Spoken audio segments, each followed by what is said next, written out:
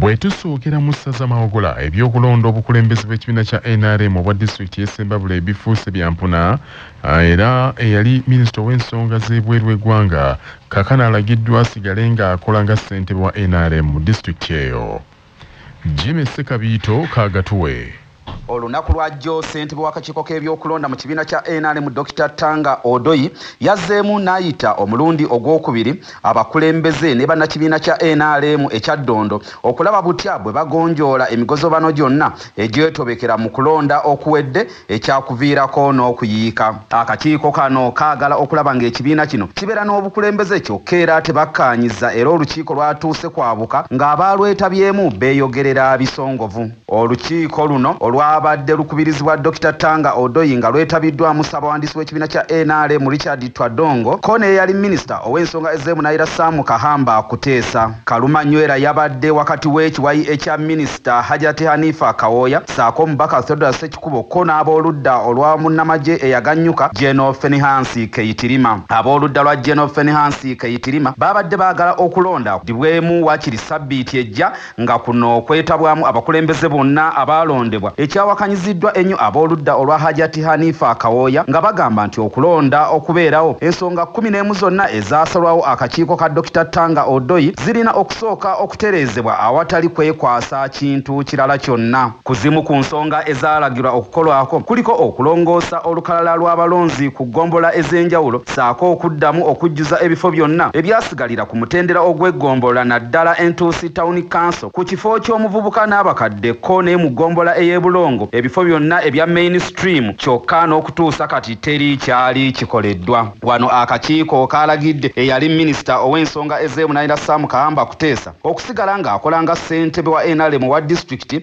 era kaamusabye ng'omuntu omukulu eyeebuuzibwako ensonga afube okulaba ng'ayita abantu abatakkiriziganya abo bonna abatuuze era abakkaanyise okulaba ng'emirembe gibukala mu disitulikiti eno. Singa embeera eno egenda bweti ne beerema okukkaanya olw'okulonda kujja kuba kwa kubeerawo ng'okulonda okwa primaries kumaze okuggwa. Nze Jimmy Sekabiito ku lwa CBS wano e Ssembabule. Mu ssaza Buvuma wazzeewo olutalo Kakondeeri bakulembeze b'Ebuvuma olwavvulugu eyeetobeka mu nteekateeka ya gavumenti y'emyoga ekyavaako ne minisita okugiyimiriza mu disitulikiti eyo. Omusasi waffe Ssebwami Dance alina ebisingawo. Minisita omubeezi wa microfinance Haruna Kyeyune Kasolo gye buvuddeko yayimiriza enteekateeka eyo ey'emyoga e Buvuma. Oluvannyuma lw'okugendayo n'akizuula nga yali ejjuddemu gogolimbo atagambika. Omubaka akiikirira ebizinga by'Ebuvuma mu Parliament Robert Migadde agambye nti abakulembeze mu bizinga ebyo okuli ne ssentebe wa disitulikiti ey'Ebuvuma Wasa Adrian Dungu bakola kinene nnyo okufiiriza abantu obutafuna nsimbi ezo beekulaakulanye nga olwatwala ensimbi tebaazikomyawo so nga ekibiina ekyabwe kyekyali kirina okuba ekyokulabirako eri ebibiina ebirala. Ojeko PDM gavumenti yasooka leeta puroguramu ey'emyoga. Emyoga ekyali kimanyiddwa nti buli disitulikiti alina emyoga 18 buli mwoga gufuna miliyoni 3 okujjako omwoga gw'abakulembeze gwali gufuna miliyoni 5. Ze miliyoni 5 nkaaga zaandibadde zifunibwa buli disitulikiti. Buvuma omyoga ebiri gitasobola kubeera fomuli mu kiseera ekyo. Omwoga ogumu gwe gw'aba welders omulala gwe gwa bannamawulire. Tufuna miliyoni 5. Ekyomukisa omubi nti olwaleero tewaliwo mwoga guli active mu Buvuma. Wabula bino olugudde mu matu ga Wasa Adrian Dungu ng'ono ye ssentebe wa disitulikiti ey'Ebuvuma byonna biyise byakubakonjera. Ekyo si kituufu. Emyoga minisita Kasolo yagiyimiriza in a public meeting n'ayimiriza emyoga gy'e Buvuma olw'obuzibu bw'ebizinga nti osanga mu ssaako emu y'abavubi omwali abaana omwali Lwagye omwali Buvuma main okusinkagana mmwe mwennyini mwekolemu omulimu kizibu. Minisita Kasolo n'alagira emyoga giyimirizibwe agize ku magombolola. CBS wetuukiridde amyuka omubaka wa gavumenti atuula e Buvuma mu biru Patrick agambye nti ekituufu enteekateeka eyo yali yayimirizibwa mu bizinga ebyo olw'ebintu ebyali tebitambula bulungi kyokka n'ategeeza nti mu kiseera kino baamala okukwatagana n'abakugu okuva mu minisitule ne babalambika ku kiki kye balina okukola era naawe essuubi eri bannabuvuma nti okutandika ne sabbiiti ejja sako zonna ezaayimirizibwa akawunti zaazo zaakugulwawo era abantu baddemu okuganyulwa mu nteekateeka eyo ey'emyoga. Ku lwa 88 akatonyeze 8 CBS radio ey'obujjajja nze Ssebwami Dennis mu bizinga e Buvuma. Musaza Busiro ssentebe wa disitulikiti y'e Wakiso Dr. Matya Lwanga awanjagidde bakulembeze banne wano mu Uganda okukomya fitina eri abantu be bakulembera naye babayambe okuganyulwa mu ggwanga lyabwe. Omusasi waffe George William Kakooza kaabituwe. Ssentebe wa disitulikiti y'e Wakiso Dr. Matya Lwanga okwogera bino asinzidde ku matikkiro ag'omulundi ogwokuna ag'ettendekero ly'ebyemikono lya St. Denis Vocational Training Center erisangibwa enkumba mu town council y'e Katabi mu bitundu eby'Entebbe n'ategeeza nti abakulembeze okuva ddala ku mitendera egya LC abaka ba paalamenti awamu ne baminisita tebafuddeeyo ku bannansi kubabuulira kituufu naddala ekyo ekirina okubajja mu mbeera ze bayitamu mu bitundu gye bawangaalira. Era ekizibu kya Uganda abantu boogera corruption na kiki bitandikira mu byanjigiriza kiki etusomesebwa. Actually abantu bangi nnyo basomye naye mwe muli ba mukisa muli bayigirize kubanga mulina kye muyize. Demystification ey'abantu okulowooza temwasoma muginoonyeze mu kintu kimu textbooks z'abateeko za bbeeyi nnyo. Amatikkira gano gatandise n'ekitambiro kya mmisa ekikulembeddwamu akula ebyenjigiriza mu ssaza ekkulu ly'e Kampala Reverend Father Nicholas Kiruma ng'ono abuuliridde abazadde n'abayizi okukimanya nti Uganda ya leero yeetaaga ki ky'osobola okukola wabula si ekyo ky'osomye. Akulira ettendekero lino Ntege Bonaventure ategeezezza nti abayizi 150 be batikkiddwa ku matikkira g'omulundi guno n'asimanya omulimu ogukoleddwa omutandisi w'ettendekero lino Reverend Father Francis Sengendo nga kati bawezezza emyaka 12 n'asaba abazadde okuwabula abayizi baabwe nti Uganda ya leero yeetaaga ekyo ky'osobola okukola wabula si kyewayiga ku ssomero.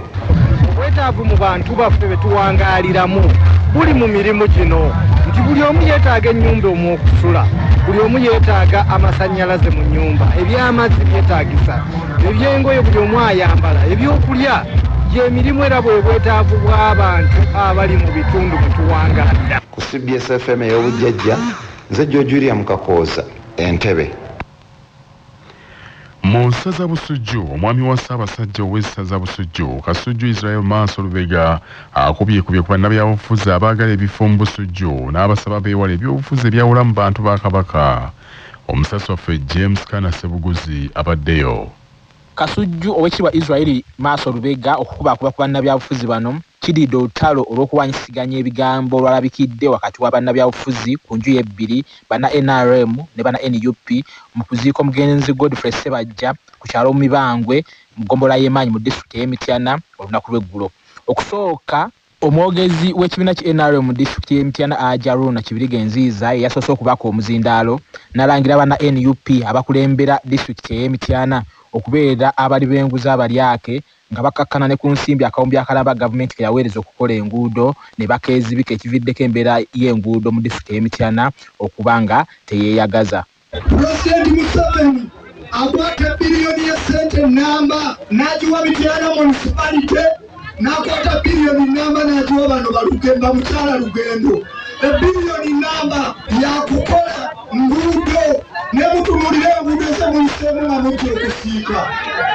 Ebiliyoni nnamba basiridde. Bwe yabuweereddwa omuzindaalo okwogerako eri abakungubazi, omubaka wa paalamenti akiikirira ekitundu ky'e Busujju David Lukyamuzi Kalwanga n'addiza banna NRM omuliro n'abalangira nga bwe basusse okwogera ebitalina mutwe n'amagulu. Mwami Nziiza akawumbi akaleetebwa ge makubo g'oludde Ssekibule getugenda okulwakisa.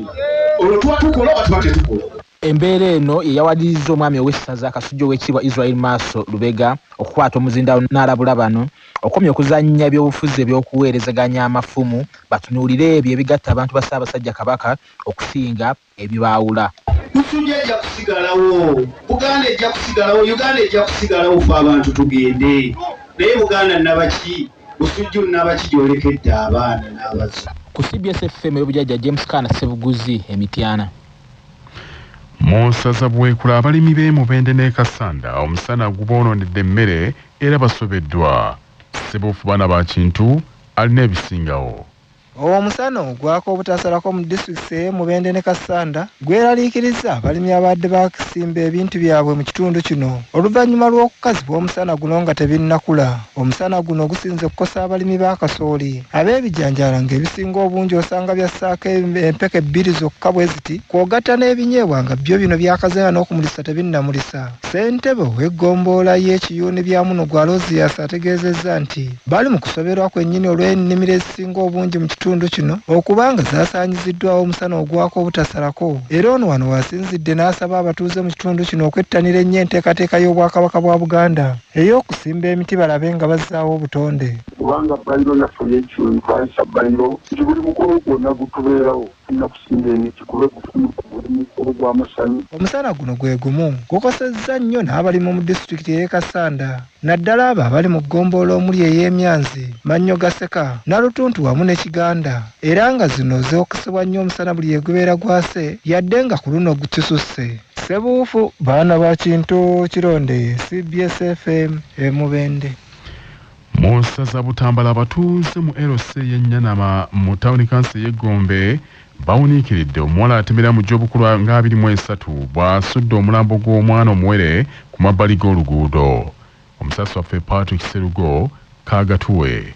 Omuwala oyo ng'abaamulabyeko obwedda balowooza nti yabadde alinda takisi yeyeewunyisiza abatuuze wamu n'abayise bw'azinze omulambo gw'omwana omuwere ow'ennaku nga 2 mu Kiveera n'agusuula ebbali w'oluguudo lwa Kolaasi oluva Empigi okudda e Butambala n'Egomba. Okusinziira ku kipalati ekigambibwa okubanga omuwala oyo kyabadde anywerako eddagala amannya kuliko ga Nakisekka Eseza ow'ebuwama mu disitulikiti y'Empigi kyokka ng'eddagala abadde alinywera mu ddwaliro lya gavumenti ery'Empigi. Abatuuze b'Ennyanama Butambala abogeddeko ne CBS nga bakulembeddwamu Suna Frank bagambye nti bwe balabye omuwala oyo obwedda balowooza nti yabadde alinda takisi kyokka obwedda zimuyitako obuyisi nga teziyimirira kyokka bugenze okukya nga balaba ekiveera mu kifo kyennyini omuwala we yabadde ayimiridde era bagenze okukyekebejja nga kungulu mulimu obugoye bw'omwana ate nga wansi mulimu omulambo. Poliisi ey'Egombe n'Ekibibi ezze n'ejjawo omulambo negutwala mu ggwanika ly'eddwaliro ery'Egombe. Era abatuuze bwe bakubye ku nnamba z'essimu ezibadde kukala ti omuwala kwabadde anywera eddagala, abasawo mu ddwaliro lya gavumenti ery'Empigi ne bakikakasa nti omuwala oyo Nakisekka Eseza yasembye okugenda mu ddwaliro eryo sabbiiti 2 eziyise. Abatuuze abakulembeddwamu Suna Frank wamu